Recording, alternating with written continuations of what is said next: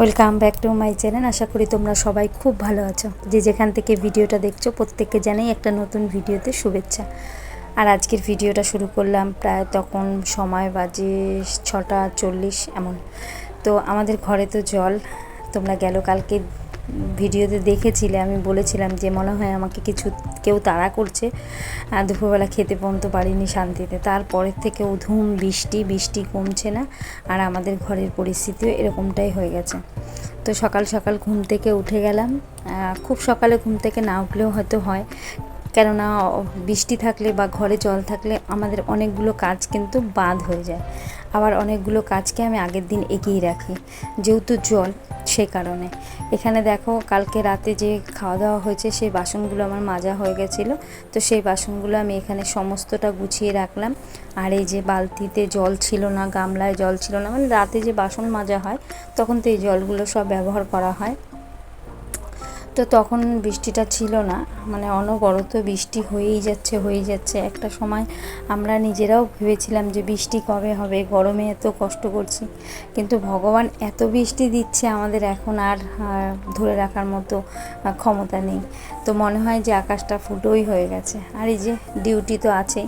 আর আমার ঘরের মানে এখন এমন পরিস্থিতি, জল হলে আমি যতক্ষণে জলটাকে না ফেলবো ততক্ষণ মানে জল কিন্তু বাইরে বেরোবে না, এমনই। মানে একটা চৌবাচ্চা যেমন হয়, আমার ঘরের পরিস্থিতি এখন হয়ে গেছে সেরকমটা। তো সমস্ত জল এখন জানি বাইরে যে জলের প্রেশার আছে, আমি এখন যদি জল পুরোটাও পরিষ্কার করে ফেলি আমরা সবাই মিলে, তারপরেও কিন্তু আমি জল শেষ করতে পারবো না। এখন অনেকটা জল আমার ঘরে, প্রায় ধরো 5 ইঞ্চি ইট যেটা থাকে, সেই ইটটা কিন্তু পুরো একটা গোটা ঘর বারান্দা এরকম পরিমাণেই জল আছে। আর এদিকে আমার বাবু দেখো মানে ঘুমের চোখে এই মানে পাতলা একটা কম্বল সেটা গায়ে দিয়ে ঘুমিয়েছিল, আর একদম বিছানার নিচে চলে এসে এটা জলের মধ্যে পড়ে গেছে। আর ওর বাবা যে দেখেছে বলে, দেখো ওই দেখো। আমি তাই একটু খাটের পাশ দিয়েই এটাকে একটু রেখে দিলাম। আর বাকি বাইরের সমস্ত কাজ স্নান করে চলে এসেছি ঠাকুর পুজো দেবো বলে। আর তোমরা হয়তো মানে বলতে পারো যে জলের মধ্যে দাঁড়িয়ে এই ঠাকুরকে কিছুই দিতে পারবো না এখন। সত্যি এখন কিছুই দিতে পারবো না, শুধু জল মিষ্টিটাই দিচ্ছি আর গাছের ফুলগুলো এটাই দিচ্ছি। কোনো রকমভাবে ঠাকুরকে স্নান করানো সমস্ত কাজ আমি এখন করতে পারছি না। কিভাবে করব, কোথায় রাখবো সেরকম কোনো পরিস্থিতি নেই। তাই ঠাকুরের ইষ্টবিধিটা করে এখন চলে যাচ্ছি ঠাকুর বাসন মাজতে। তো ঠাকুর বাসন মেজে পুজো দিয়ে চলে এসেছি এখন চা বানাতে। তো ভাগ্নিও চলে এসছে, আর ওদের ঘরেও অনেকজন। আমাদের এখানে অনেক বাড়িতেই এরকম সমস্যা, এরকম কষ্ট। আর যারা ধরো রিসেন্ট বাড়ি বানিয়েছে তারা সবাই উঁচু করে বানিয়েছে। আর আমাদের ঘরটাতে ধরো আমার বিয়ে হয়েছে 17 বছর, তারও আগের ঘর এটা। তো আরও 2-4 বছর আগের ঘর। তো সে কারণে আমাদের এই মুহূর্তে আর উঁচু করা মানে তারপরে আর সম্ভব হয়নি যে ঘর উঁচু করব বা কিছু। এদিকে দেখো, কালকে রাতে রুটি এনেছিলাম, 3 পিস রুটি ছিল, আর সেই রুটিটাই এখন আমরা চা দিয়ে খাবো, আমি, ভাগ্নি আর তোমাদের দাদা। আর এই যে যতবারই বিছানায় ওঠা হয় কিছু গামছা রাখা আছে, সেই গামছা দিয়ে ভালো করে পা মুছে তারপরে আমরা বিছানায় উঠছি। আর এই রুটি দিয়ে চা খেতে কিন্তু আমার ভীষণ ভালো লাগে। আর এখানে নিয়ে আসছে সয়াবিন, আর আমি নিয়ে আসলাম এখানে 2টো ডিম। এই যে 2টো ডিম নিয়ে আসলাম, আর আলু নিয়ে আসছে তোমাদের দাদা, নিয়ে এসছে আলু। আর এই বাজার তো ছিল কালকেই, এই বাজারগুলো ছিল বরবটি, গাঠি, একটু ভেন্ডি, আর এই ঝিঙা, টমেটো, আর এই কুমড়া। তো ভীষণ সমস্যা হচ্ছে, মানে একটু এদিক ওদিক হলেই না নিচে পড়ে যাচ্ছে জলে। তো চায়ের বাসনগুলো আমি ধুয়ে নিয়ে চলে এসেছি, এগুলো এটার মধ্যে রাখলাম জলটা ঝরার জন্য, তারপরে গুছিয়ে নেব। আর এই যে কুমড়াটা দেখো কালকে ছিল, একটু কেমন হয়ে গেছে, এদিকটা ফেলে দেব। তো সকালে রুটি খাওয়ার জন্য তরকারি বানাবো আলু আর কুমড়ো দিয়ে, আর আটাও মাখবো, আটাটা ঢেলে নিই। কত সমস্যা, মানে কি বলবো, সমস্যা ঠিক না, মানে খুব রিস্কে কাজ করা, মানে একটু এদিক ওদিক হলেই পড়ে যাবে, এই আর কি। তো এই যে আটাটা ঢেলে রেখে দিলাম, আর বিকেলে দেখি দোকান সদাই তো কিছু লাগবেই, তো সেটা নেব।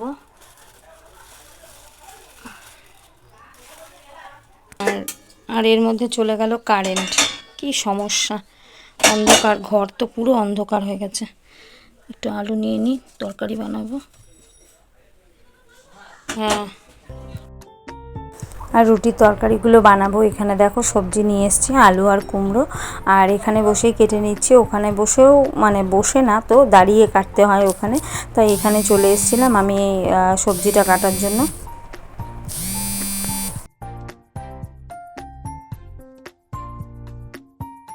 দেখো তরকারিটা হচ্ছে, আর আমাদের এখানে কিন্তু কারেন্ট থাকবে না, সেই 9টার সময় গেছে, বেলা 1টার সময় আসবে। তো ফোনেও সেভাবে চার্জ নেই, তো সেই কারণে সবটা ভিডিও তোমাদের দেখাতে পারছি না, আজকে যতটুকু সম্ভব দেখাবো। তো এদিকে আলু আর কুমড়ো দিয়ে তরকারি বানাচ্ছি, 5 ফোড়ন দিয়ে। আর এখানে দেখো আটা মেখে নিয়েছি। আর এখানে আমার জলের মধ্যে রয়েছে আমার এই দেখো জলের মধ্যে আছে আমার তাওয়া।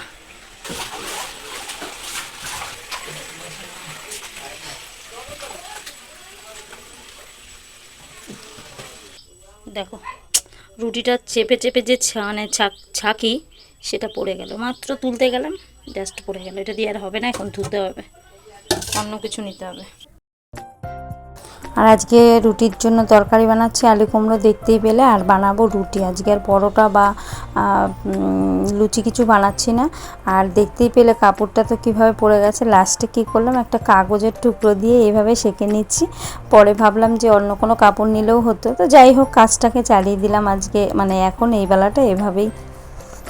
এই যে রুটি কিন্তু হয়ে গেছে। আর এদিকে তোমাদের দাদাকে আগে দিয়ে দেবো খেতে, ও বলছিল যদি কাজে যেতে পারি কাছাকাছি, বৃষ্টি কমছে হচ্ছে এমনটাই। আর এই যে তোমাদের দাদাকে প্রথমে দিয়ে দিচ্ছি যদি কাজে যায় সে কারণে। আর এরপরে মায়ের খাবারটা গুছিয়ে নিচ্ছি।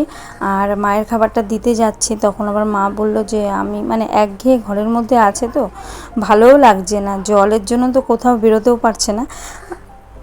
তারপরে বলল যে খাবারটা রাখো আমি আসছি।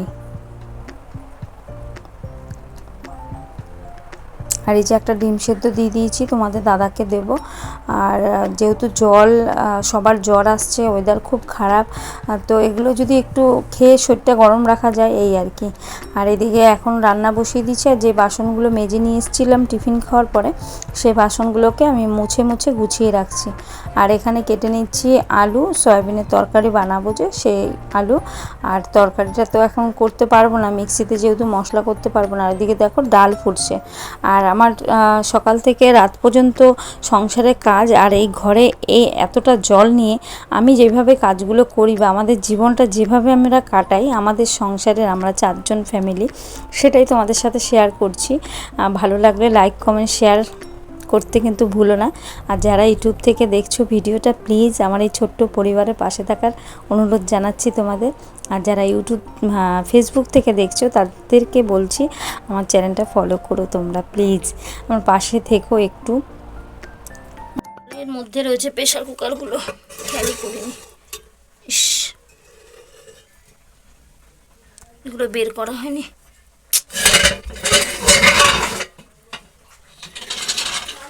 হ্যাঁ, আর এই যে তোমরা তো দেখতেই পেয়েছো ঘরে কিন্তু অনেকটাই জল আছে। আর আমি এখন রান্নাটা বসিয়েছি, তো অনেকক্ষণ আগে ডালটা করলাম, কিন্তু ভাত এখন বসালাম, বাজে এখন 12টা 10। আর এখন গ্যাস না, মানে কারেন্ট নেই বলে এই যে হাত পাকা দিয়ে হাওয়া খাচ্ছি একটু পরপর, ভীষণ গরমও লাগছে, কেন ওয়েদারটা এমনই। আর সকালবেলা স্নান করে নিয়েছি, মানে ভালো লাগছে না ঠিক। বিছানায় বসেছিলাম, একটু আসি, সকালে রুটি তরকারি বানালাম, কতক্ষণ এইভাবে দাঁড়িয়ে থাকবো বলো। তো সে কারণে ঘরে যাচ্ছি, একটু বসছি। আর সয়াবিনের তরকারি বানাবো, তো সেটা আর বানাতে পারছি না, ভেবেছি যে এই কারেন্ট আসবে মানে মিক্সিতে মশলাটা করব।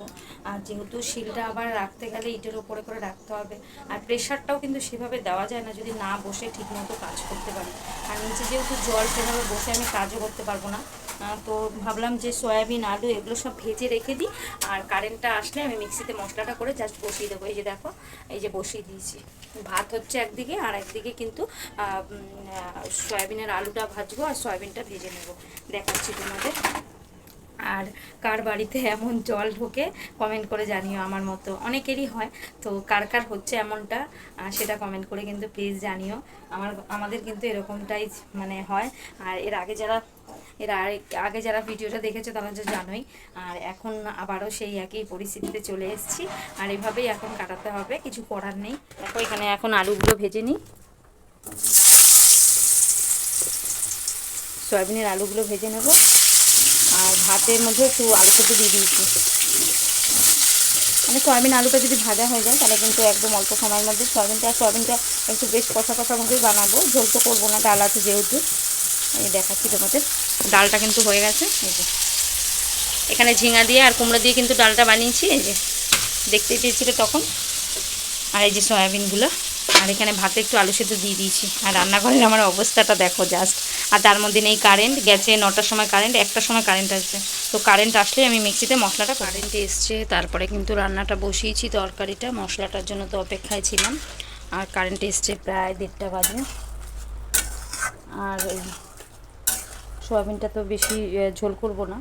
আর এই যে আলু মাখা কিন্তু করা হয়ে গেছে, আলু মেখে নিয়েছি। আর এই যে সবার খিদে পেয়ে গেছে, এটা মায়ের ভাত আর এটা হচ্ছে তোমাদের দাদার ভাত বাড়া হয়ে গেছে। এবার তরকারিটা দেবো, জাস্ট তরকারিটা দেখে নিয়ে ওদেরকে দিয়ে দেবো। ও টমাটোর বড়ি মজদার, ও টমাটোর বড়ি মজদার, ও টমাটোর বড়ি মজদার।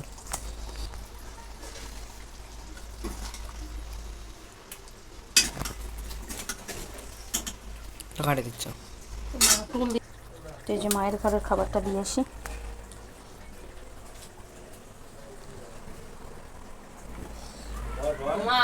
তোমার এটা আমি হাতেই খাবো না। ধর, এটা ধর। কি হলো, লাগলো কিসে? ইটে?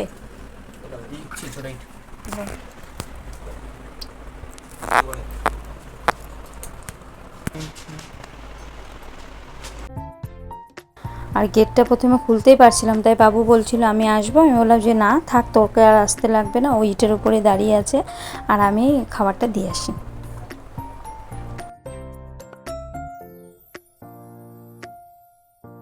তো দেখো এই যে সয়াবিনের তরকারিটা কিন্তু এখানে নামিয়ে নিয়েছি। আর এই যে ডাল, এই যে আমার ভাতও বেড়ে নিয়েছি। আর এই যে বাবুর ভাত, আর ওর বম্মা পাঠিয়েছে মাংস ওর ঠাকুমার জন্য আর ওর জন্য। এই যে আর এই যে সোনা নিয়ে আসছে মাংস, সোনা মাংস নিয়ে আসছে। আর আমিও খেয়ে নিই, ভীষণ খিদে পেয়েছে, খেয়ে নিই। আর সবাই মিলে খাওয়া দাওয়া করে দেখো বাদবাকি যে খাবারগুলো আছে সেগুলোকে কিন্তু গুছিয়ে রাখলাম। আর এখানে দেখো এই অবস্থায় আছে। আর বাসনগুলোও তো মেজে নিয়েছি। আর তোমাদের দাদা লোকালেই গেছিলো, মানে কাছাকাছি গেছিলো, চলে এসছে। আর এই যে এখন ঘরের অবস্থা এই আছে। আর এদিকে মা খেতে বসছিল, একটু ভাত পড়েছিল, তাই মা ওই ভাতগুলো জলের থেকে কিভাবে বের করছে সেটাই তোমাদের দেখালাম। তো খাওয়া দাওয়া করে একটু বিশ্রাম নিয়েছিলাম, তারপরে সন্ধেবেলা চলে এসেছি। তো নিচে দাঁড়িয়ে যে চুলটা আঁচড়াবো সেই পরিস্থিতি কিন্তু নেই, মানে নিচে দাঁড়ালে জলে দাঁড়াতে লাগবে, না হলে ইটের ওপরে। তো বিছানায় দাঁড়িয়ে চুলটাকে একটু আঁচড়ে নিচ্ছি আর একটু চুলটা বেঁধে নেব। যেহেতু মাথায় শ্যাম্পু করা হয়েছিল আর সেভাবে চুলটাকে আঁচড়ানোও হয়নি, মানে জলের মধ্যে না, মানে কি বলবো, আর এক এক সময় ভীষণ খারাপ লাগে যে ধুর বিরক্ত লাগে নিচে নামবো বা কোনো কিছু করব, কিন্তু তারপরেও আমাদের সংসারের কাজ তো করতেই হবে। আর আমিও এইভাবেই, সবাই মানে 4জন মানুষ আমরা সংসারে আছি, প্রত্যেকের দায়িত্ব সময়ের মধ্যে শেষ করার চেষ্টা করি, যেটা আমার কর্তব্য বলেই মনে করি। তার কারণে চেষ্টা করে যাই, হয়তো তার মধ্যেও ভুল ত্রুটি থেকে যেতে পারে, চেষ্টা করি আমি সমস্ত কাজটাই। আর এই যে দেখো চুল কিন্তু বাঁধা হয়ে গেছে, আর কেমন লাগছে সেটা কিন্তু কমেন্ট করতে ভুলো না। আর এই যে তোমাদেরকে বলেছিলাম যে বিকেলবেলা দোকান সদাই কিছু করতে হবে। আর আজ যেহেতু রবিবার, আমাদের তো সদাই কিছু আনতেই হয়। আর তোমাদের দাদা যেহেতু আমার রোজ টাকা দেয়, আর আমি সেগুলো কিন্তু লিখে রাখি, উপার্জন আর খরচ এভাবেই। আর আমাদের এই জলের মধ্যে সাপ, মাছ, ব্যাঙ, টিকটিকি সব কিছু বসবাস করে। আর এইভাবেই কিন্তু অনেকে ভয় পায় যে কিভাবে থাকো বাড়িতে, সাপ আসে বা কোনো কিছু, কিন্তু কি করব বলো, এটাই তো জীবন। তো দোকানে যাই, দোকান থেকে আসি।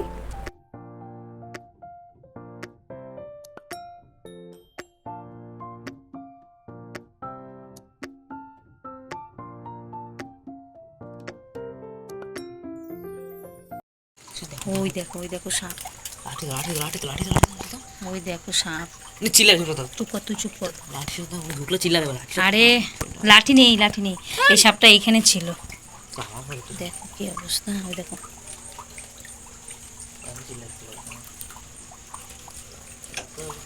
আবার ঢুকলেও আওয়াজ করলেও সমস্যা।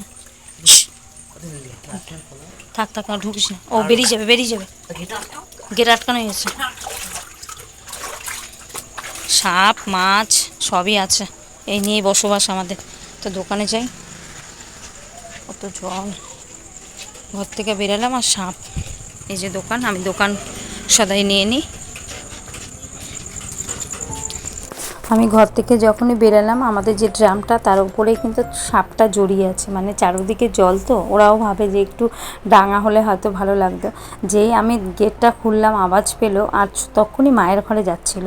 আর মা তো বয়স্ক মানুষ, জানোই যে বয়স্ক মানুষ কিংবা বাচ্চারা একটু প্যানিক বেশি করে, আর এই সাপগুলো থাকবে না আমরা জানি, কিন্তু তবুও মানুষের ভিতরে একটা ভয় আতঙ্ক তো থাকেই। তো মা সেটা নিয়ে কিন্তু সারা বাড়ি চিৎকার করতে থাকবে। তো সেই কারণে বাবুকে বলছিলাম তুই চেপে যা, চুপ কর, ওরা ওদের মতো ঠিক চলে যাবে। আর যেহেতু সাপ আসে বেশিরভাগটা তখনই যখন মাছ খেতে আসে, আর ওরা যখনই মাছ দেখে ওরা মাছ খাবার জন্য এখানে আসে।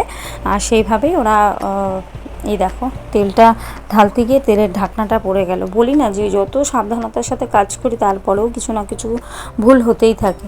আর ওরা যেটা বলছিলাম যে ওরা মাছ খাওয়ার জন্যই কিন্তু ওরা এইভাবে বাইরে আসে, জলের চারোদিকে ঘুরে বেড়ায় এইভাবে। আর আজকেও ক্রিম কেক আর বিস্কুট নিয়ে এসেছি, আর আমি দোকানে নিয়ে গেছিলাম যে টাকাটা, সে টাকা দিয়ে যা সদাই হয়েছে তার মধ্যেও কিছু টাকা বেঁচেছিল, সেটা দিয়ে বাবুর জন্য পরে আবার ছোলা আনা হয়েছে। ছোলা ছিল না ঘরে, তো বাবু সকালবেলাটা একটু ছোলা ভেজানোটা খায়।